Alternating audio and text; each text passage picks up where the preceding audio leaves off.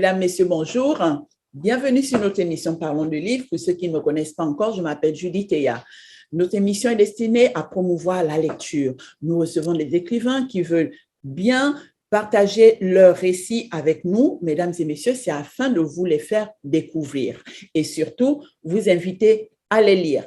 Alors, vous aimez le contenu de Parlons de livres? N'hésitez pas, subscribe, abonnez-vous. Aujourd'hui, nous avons un nouvel invité.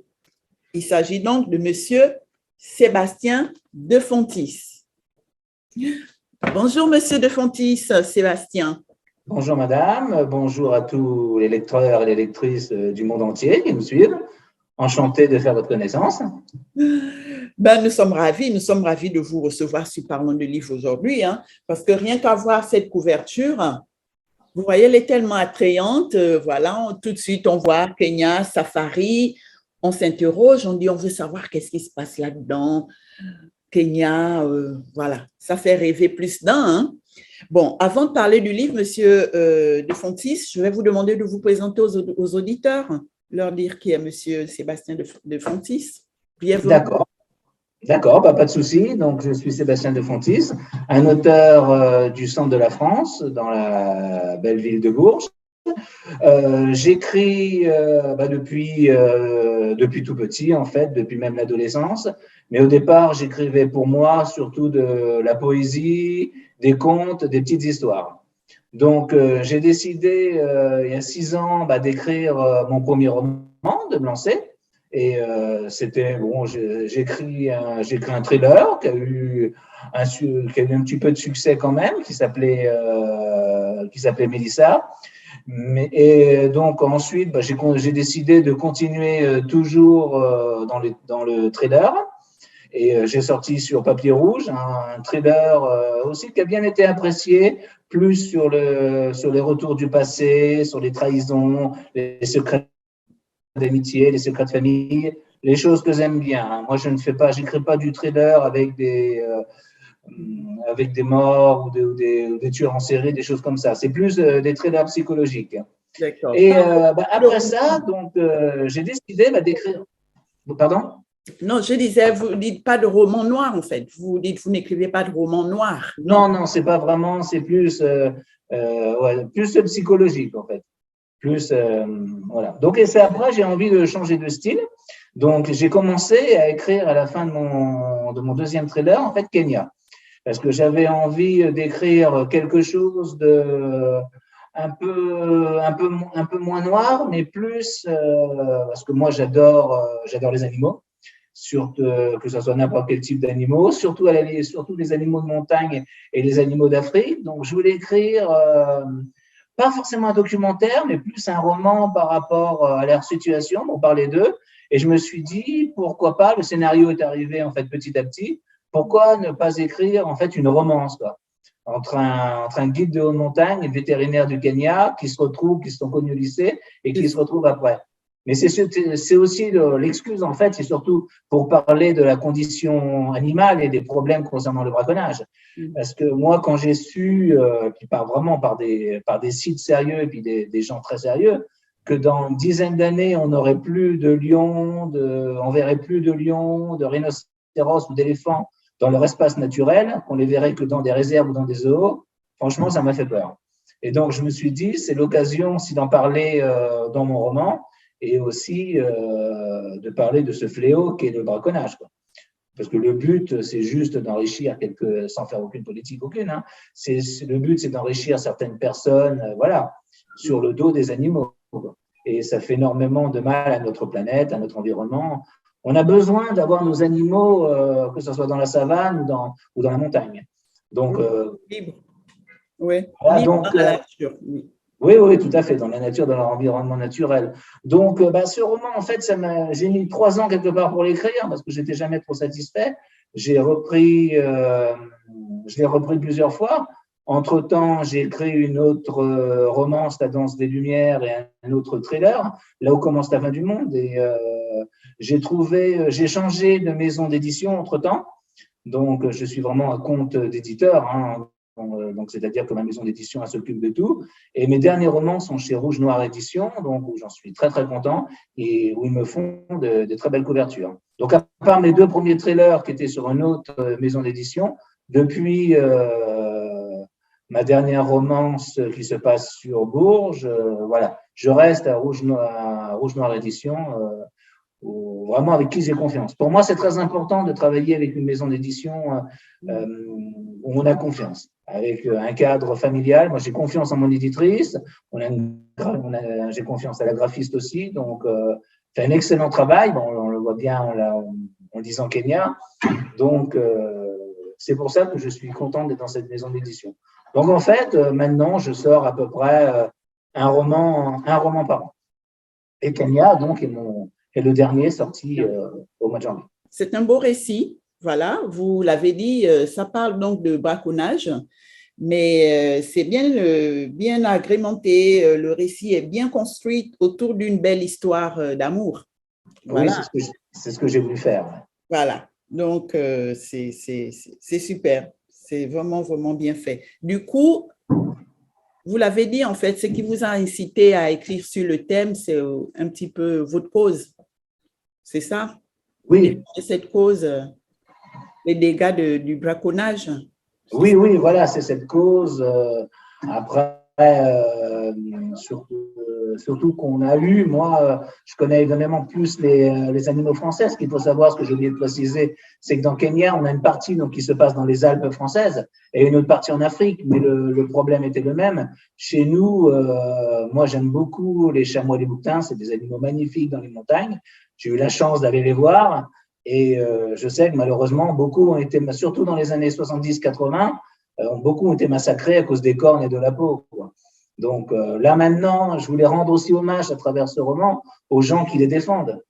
Parce que il n'y a pas que des gens mauvais par rapport aux animaux. Je voulais aussi rendre vraiment hommage à toutes ces personnes qui s'occupent des réserves, qui les soignent et qui les sauvent aussi.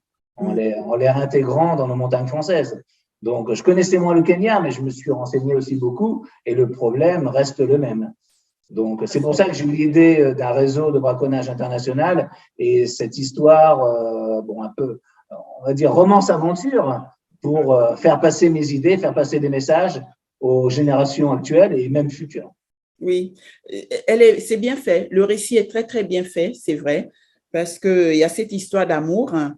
Écoutez, et il y a ce problème de braconnage, donc vous avez effectivement, vous êtes arrivé vraiment à bien jumeler, voilà, ces 2 thèmes ensemble et les 2 personnages, effectivement, hein, sont Elisa, vraiment, c'est un beau personnage que vous avez créé là.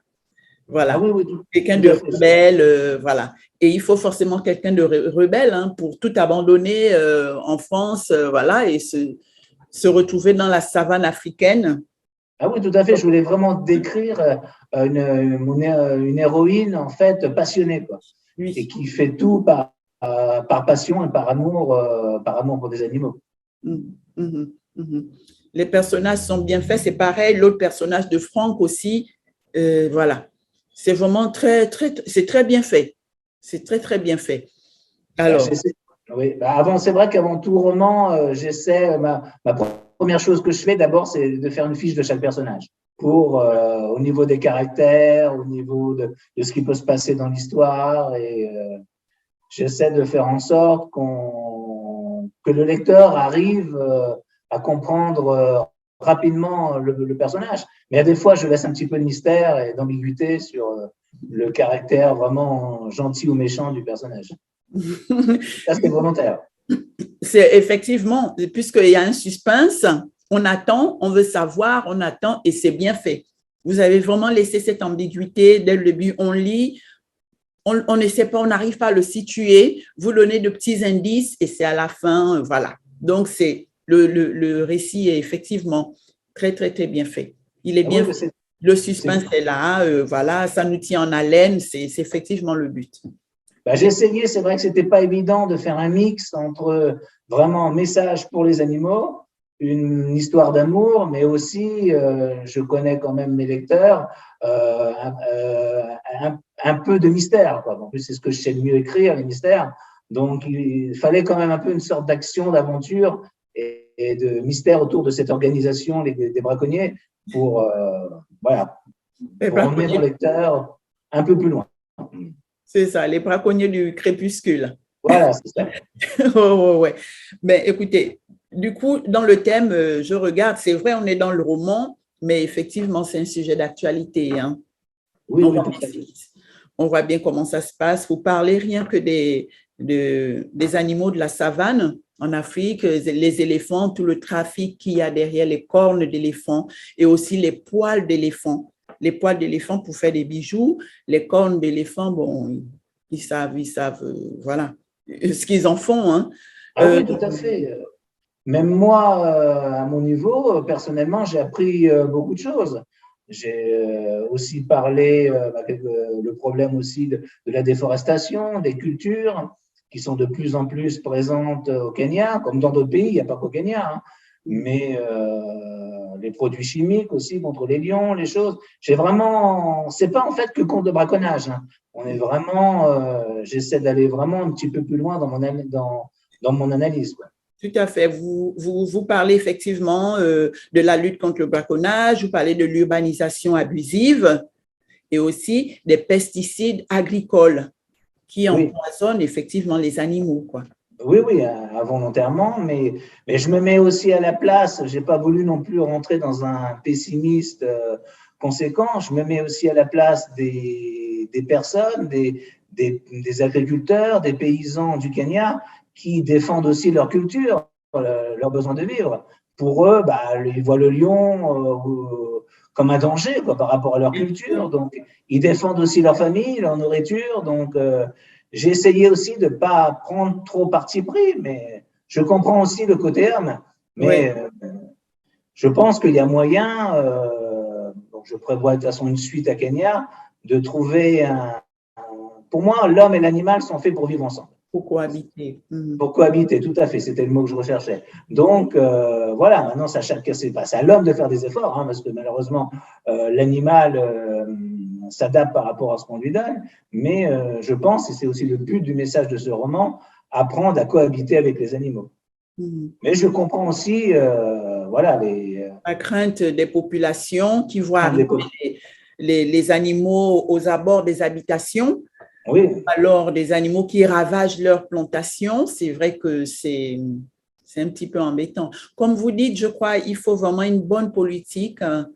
Voilà, il y a une organisation qu'il faut derrière pour savoir comment faire. Et on sait que le grand problème aussi, c'est la déforestation. Ah oui, tout à fait. De toute façon, tout est lié. Et puis là, la déforestation, à la limite, ce serait presque le problème numéro un, quoi, même par rapport à l'être humain, quoi. Donc, ce que je veux faire aussi comprendre à travers ce roman, c'est que défendre les animaux, défendre notre planète, défendre notre environnement, c'est aussi nous protéger, nous, les êtres humains et puis les générations futures. Et si on ne le fait pas, malheureusement, les conséquences vont être assez catastrophiques et dans un très peu de temps. Donc, c'est pour ça qu'aussi j'ai voulu expliquer qu'il était encore temps de réagir. Et pour moi, il n'est pas trop tard.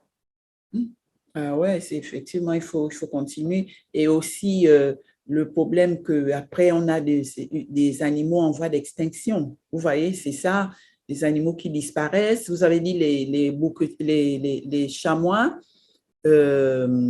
et les bouquetins, Oui. sont en voie de disparition, tout ça. Alors, maintenant, ça va un petit peu mieux. Ils sont en train d'être réintégrés. D'ailleurs, j'en parle dans mon roman Kenya, quand j'avais été en classe de neige, c'était en 1982, dans les massifs des Alpes, il n'y en avait plus qu'une dizaine, hein. Donc, maintenant, c'est bon, ils ont été réintroduits par rapport, notamment grâce à des partenariats avec les Alpes italiennes. Donc, maintenant, le bouquetin est moins en voie de disparition qu'avant. Mais ça reste toujours très fragile, hein. Oui, c'est ça, ils sont toujours menacés, vous voulez dire. Ouais, c'est ça. Voilà, tout à fait. Ouais. Oh là là. Comme les chamois, et puis comme les animaux sauvages qu'on a parlé tout à l'heure, rhinocéros, éléphants, même girafes, il ne faut pas croire, hein. Les girafes aussi sont menacées en Afrique. Oui, Donc, oui. Il y a les éléphants, les girafes, les buffles, les buffles, oui, rhinocéros, rhinocéros. Ouais, les zèbres, pas encore. Mais ça peut arriver vite, hein, vous savez. éléphants. L'éléphant, oui, oui. Bah, l'éléphant, de toute façon, on en a parlé tout à l'heure. La quête de l'ivoire, c'est même pas pour les peaux. Hein. Les éléphants, ce qui intéresse, c'est l'ivoire, hein, tout simplement. Et les objets en ivoire, notamment dans les pays asiatiques, coûtent une fortune. Donc, il y a un énorme business là-dessus. Hein. Et c'est des choses vraies. Hein. C'est des choses que je me suis renseigné, que j'ai pris, qui sont connues aussi. Il y a eu beaucoup de reportages là-dessus. Ah oui. C'est vraiment des choses vraies. Hein. Et il y a même en Afrique, certains après, ou même en Asie, après, c'est des croyances des marabouts, des médecins qui utilisent l'ivoire comme médicament, quoi, en disant que c'est des produits aphrodisiaques, que c'est pour, que c'est pour garder la forme. Enfin, il y a tout un business autour de l'ivoire, quoi. Mais heureusement, parce que je me suis renseigné aussi après, il y a quand même beaucoup de politiques, aussi bien en Asie qu'en Afrique, qui commencent à prendre conscience de la problème. Et maintenant, le commerce de l'ivoire dans certaines régions est interdit. Et heureusement. Donc, on avance quand même bien. On avance bien à ce niveau-là. Mais le problème numéro un reste, comme on en a parlé tout à l'heure, encore pour moi, la déforestation, pour tout le monde. Que le fait de la déforestation, on détruit le milieu des animaux. D'ailleurs, je l'explique bien dans Kenya, et on retrouve maintenant dans les grandes villes, hein, pas loin des grandes villes, maintenant on peut trouver des éléphants, des girafes, des zèbres qui se promènent à la limite, voilà, même des villages, parce qu'ils ont faim, parce qu'ils n'ont plus d'habitat naturel. Et c'est ça aussi qui fait que la cohabitation est difficile entre l'homme et l'animal. Et l'animal, en effet. En effet. Alors, j'ai aimé, il y a quelque chose que j'ai aimé aussi dans le livre. Vous parlez de comment je peux dire ça? Vous savez, la loi naturelle. Oui. Le plus fort, voilà. Là, effectivement, on parle de ce sujet très sérieux, justement, sur les abus et surtout la barbarie due au braconnage, la façon dont quand même c'est fait, ils tuent les animaux pour enlever les peaux et tout ça. Mais il y a un petit paragraphe que j'ai aimé dans votre livre, c'est à la page 96. Le lion, pour se nourrir, il a besoin de tuer un autre animal plus petit que lui. Vous voyez, on se rend compte, voilà. Et j'ai aimé le paragraphe, je vais le lire, donc en page 96. Ils aperçurent un peu plus loin, le lecteur verra, hein, les auditeurs, moi je prends juste le paragraphe, mais on dit il faut lire le livre pour comprendre en fait la suite, pour voir de quoi je parle, mais la suite elle est compréhensible. Ils aperçurent un peu plus loin un vieux zèbre peinant à se déplacer et sa nonchalance annonçait une fin de vie prochaine. De jeunes lions le suivaient, attendant le moment propice pour sauter sur leur proie. Thomas, le néophyte de la savane, ne comprenait pas le manque de réaction de sa partenaire. La partenaire, donc, c'est Elisa, qui est vétérinaire, qui est allée, voilà, pour s'occuper des animaux. Et Thomas, voilà, qui se retrouve avec elle et voit la scène. Lui, il est choqué. Pour elle, Elisa, ce n'était pas choquant parce que Thomas voyait ces deux lions derrière le zèbre, derrière le vieux zèbre. Tout à fait. Voilà, qui peinait à marcher parce qu'il était trop vieux. Donc, les lionceaux savaient que c'est bientôt la fin. Oui. Donc, les lionceaux le suivent parce qu'ils veulent manger. Exactement, oui, là, c'est la fin. Oui, Thomas assiste à ça, il est choqué et voit que Elisa, la vétérinaire, ne dit rien. Mais alors que pour elle, elle dit il s'agissait du cycle naturel de la vie et l'homme n'a pas à s'en mêler. Hein? Les lions chassent pour se nourrir, l'être humain souvent pour s'enrichir. Là était toute la différence. Voilà. Donc, j'ai aimé ce paragraphe parce qu'effectivement, ça dit tout. Les personnes, par exemple, qui disent, mais vous, bon, on se plaint, c'est vrai, l'être humain chasse, tue les animaux, mais les animaux, ils se tuent entre eux aussi. Hein? Le lion mange l'antilope, le lion. Et c'est là, en lisant ça, je me suis dit, effectivement, Les lions ou les animaux, eux, ils chassent pour se nourrir, alors que l'être humain, souvent, ce braconnage abusif, c'est souvent pour s'enrichir. C'est là la différence. Oui, J'ai aimé ce exactement. paragraphe. Ouais, merci. Moi aussi, j'ai bien aimé l'écrire. C'était important pour moi de remettre un peu la nature dans son contexte C'est et vraiment d'expliquer aussi ouais, bah, que les animaux aussi tuent. Donc, mais plus, c'est même pas plus, c'est pour se nourrir complètement, pour vivre en fait. Et la question quand même, on se dit, c'est peut-être utopique de penser que un jour à l'autre, ça va s'arrêter. Hein? C'est peut-être utopique de le penser. Il y en aura toujours. Mais je crois que le but que font les associations qui luttent quand même pour la protection de l'espace vital, l'environnement, la protection des animaux, c'est en fait limiter c'est cruel, c'est cruel. Je regardais justement, après avoir lu votre livre, je regardais sur YouTube des vidéos de personnes, j'ai vu en Afrique du Sud, il y a une association qui s'appelle l'Association des chasseurs professionnels d'Afrique du Sud, la FASA.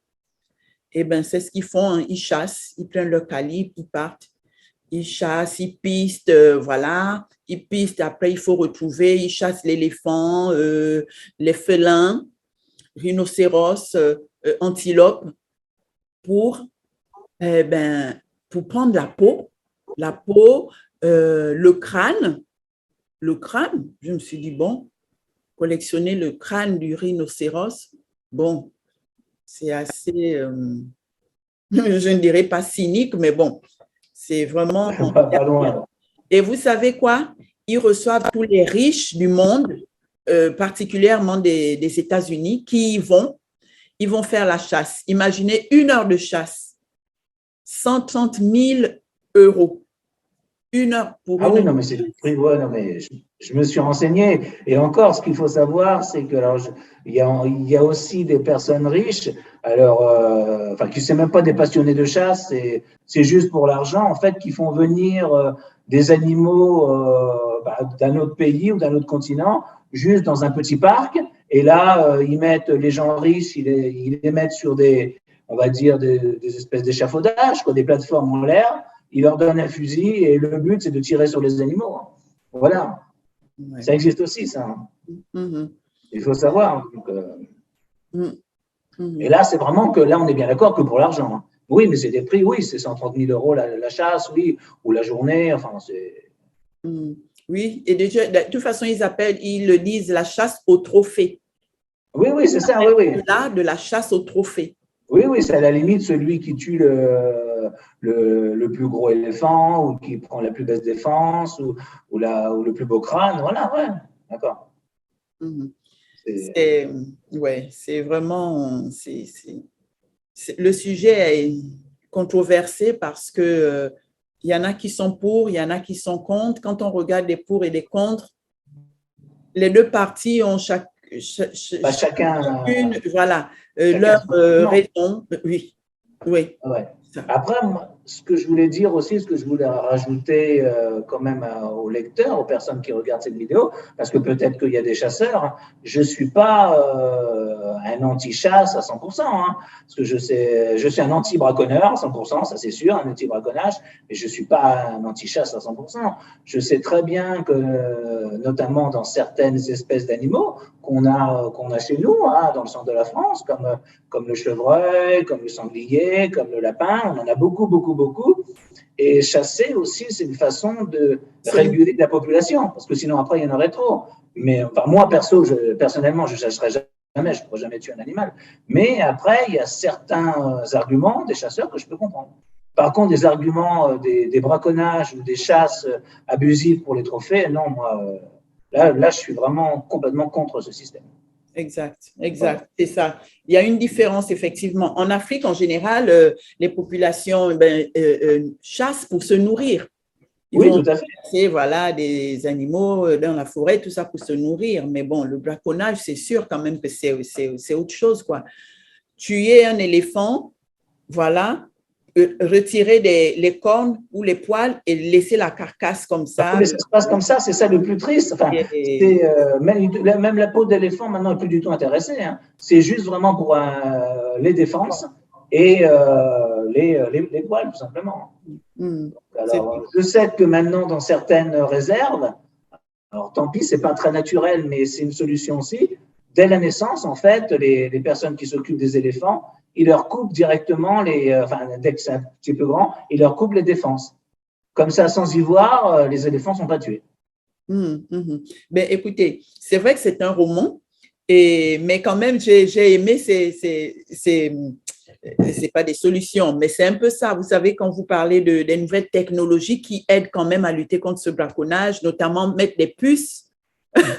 Vous voyez? Ah oui, c'est des choses qui se font de plus en plus, ouais. Ah, mais c'est super ça. C'est super. Donc, en réalité, c'est réel. On peut mettre des puces. Ah oui, tout à fait. Moi, j'ai rien inventé du tout. Hein. C'est bon, ça se fait pas. Ça commence à se faire. Oui, mettre des puces. En fait, c'est surtout au niveau des rhinocéros, quoi, dans la corne de rhinocéros, et ça permet de retrouver après, celui qui achète la corne ou si les autorités sont assez rapides, carrément prendre après les chasseurs après leur méfait, quoi. Et le fait de savoir qu'il y a certains rhinocéros qui ont des cornes pucées, ça permet, je pense, aussi aux braconneurs de plus réfléchir, de dire on peut se faire avoir, quoi. C'est ça les dissuade, en effet. Oui. Et j'ai parlé aussi au niveau technologie, maintenant, sur certaines, bon, il faut de l'argent, hein, mais sur certaines réserves, maintenant, ils utilisent de plus en plus le drone.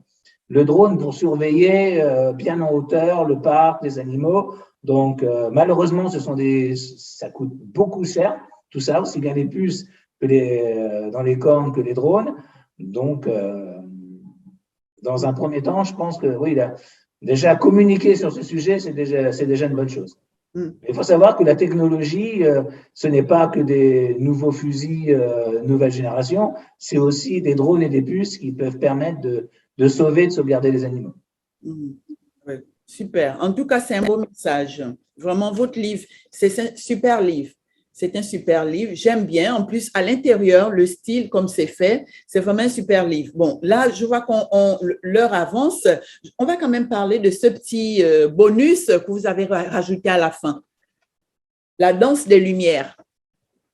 Ah oui, alors la danse des lumières, ça n'a rien à voir. C'est ma première romance qui est sortie c'est un extrait de ma première romance qui est sortie chez Rouge Noir Édition, où j'ai voulu faire une romance qui se passe dans ma ville pendant l'été, pendant la danse des lumières, pour faire connaître Bourges et tous ces monuments, notamment notre magnifique cathédrale, notre palais Jacques-Cœur, nos parcs. Donc, c'est aussi pour les gens les Berruyers, les gens de ma ville, mais aussi pour les gens qui veulent, les lecteurs, qui veulent apprendre à connaître notre ville. Effectivement, j'ai découvert, j'ai dit, c'est Bourges, tout ça, c'est assez original qu'à la fin du livre, on a ce paragraphe sur Bourges, tout ça. Mais bon, c'est super, j'ai trouvé ça original.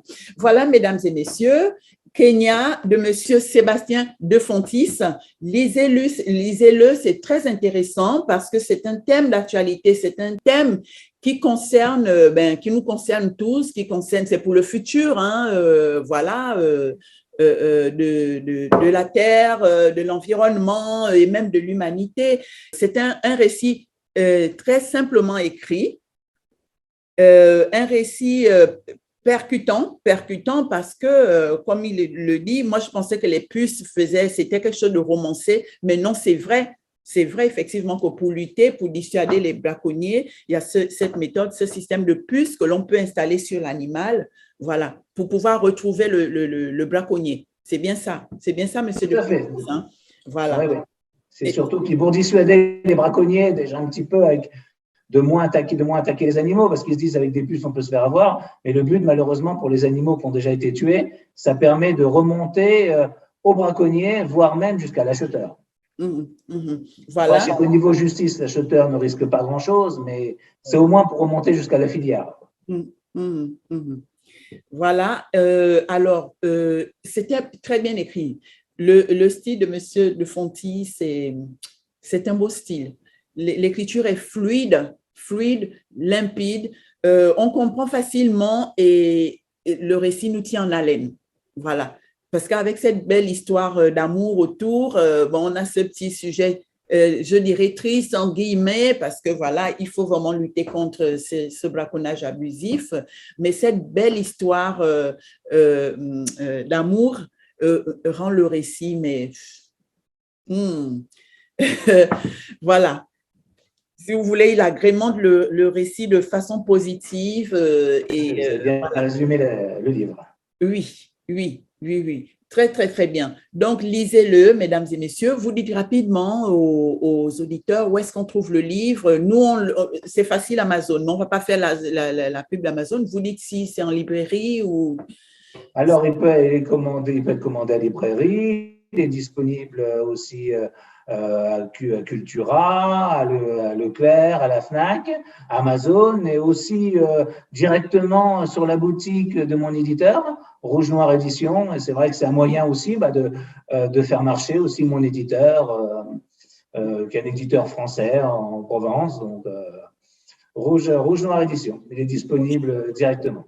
Directement, voilà. Mais sinon, il est commandable, oui, dans toutes les librairies ou les grandes enseignes de culture. Voilà, mesdames et messieurs, vous savez tout, hein, vous savez où vous procurer ce magnifique livre, hein, cette belle histoire. Vraiment, ça vaut le coup de la découvrir, hein, cette histoire. Regardez le livre, il est bien très attrayant, Kenya, tout ça. C'est vraiment super. Monsieur de Fontis, un grand merci à vous pour ce magnifique récit. Vraiment, nous passons un super moment en lisant. Merci, je suis touché, vraiment. Ça me fait plaisir. Ouais, ça me fait plaisir. C'est le but, c'est un peu pour ça que j'écris aussi, pour donner du plaisir à mes lecteurs. Ça y est, touché. Tout simplement vous remercier personnellement, puis toute votre équipe pour cette interview très intéressante. C'est un exercice que je n'ai pas forcément l'habitude, mais qui est très agréable. Je le fais avec la presse locale, mais plus sous forme d'article, mais c'était très intéressant pour moi, donc je vous remercie. Puis, ça permet aussi de faire connaître mon roman Kenya, et je voulais rajouter aussi que par rapport à mes lecteurs, sur ce roman, j'ai eu de très bons retours, et que je suis en train de réfléchir à une suite. Oui, ça serait génial, effectivement. Pour l'instant, la suite, elle est tout simplement réaliste. La fin, je veux dire, la fin, comme vous avez mis, la fin est tout simplement réaliste. Oui, tout à fait. Oui. Voilà. Bon, on ne va pas le dire, on n'en parle pas, mais non, on ne parle pas de la fin. À y voir. Ouais. Pourquoi nous disons que la fin est réaliste. Et surtout, mesdames et messieurs, n'oubliez pas, après avoir lu le livre, allez sur les sites de vente ou alors le site de l'éditeur. Et souvent, les écrivains ont des pages Facebook. Allez-y laissez vos avis après avoir lu les livres. C'est très important pour les auteurs. Voilà. Nous comptons donc sur vous. Oui, c'est vrai. Oui. Tout à fait. Moi, j'ai ma page Facebook aussi où je présente tous mes livres. Donc, allez faire un petit tour. Ouais, c'est vrai que c'est sympa pour nous. Et surtout, ce qui est important pour les auteurs, c'est si vous avez aimé notre livre, enfin, même si vous n'avez pas aimé, à la limite, c'est laisser sur les sites marchands un petit commentaire. Bon, si possible, sympa quand même, mais après, voilà, les goûts, les couleurs. Sur notre livre, ça permet aux personnes indécises, on va dire, quand il y a des commentaires de lecteurs satisfaits, d'acheter, au moins de découvrir notre livre. Monsieur Desfontis, vraiment un grand merci à vous, encore un grand merci. Merci à vous, merci à toute votre équipe. Merci à tous et bonne lecture. Voilà, mesdames et messieurs, nous venons donc d'écouter monsieur Sébastien Desfontis par rapport à son livre Kenya. Alors, il s'agit donc d'une jeune Veto. Il a bien construit cette histoire autour de ce problème de braconnage abusif là. Alors, la jeune Elisa, qui est donc vétérinaire, elle est passionnée, elle a cette passion, voilà, pour les animaux. Elle abandonne tout en France. Elle laisse tomber son petit ami Thomas et elle va donc s'installer au Kenya pour s'occuper dans une réserve pour s'occuper des animaux. Parallèlement, Thomas est guide de montagne et il est confronté au même problème. Des chasseurs, des braconniers sont après les bouquetins et les chamois. Voilà, on les tue juste pour récupérer la peau. Et c'est vraiment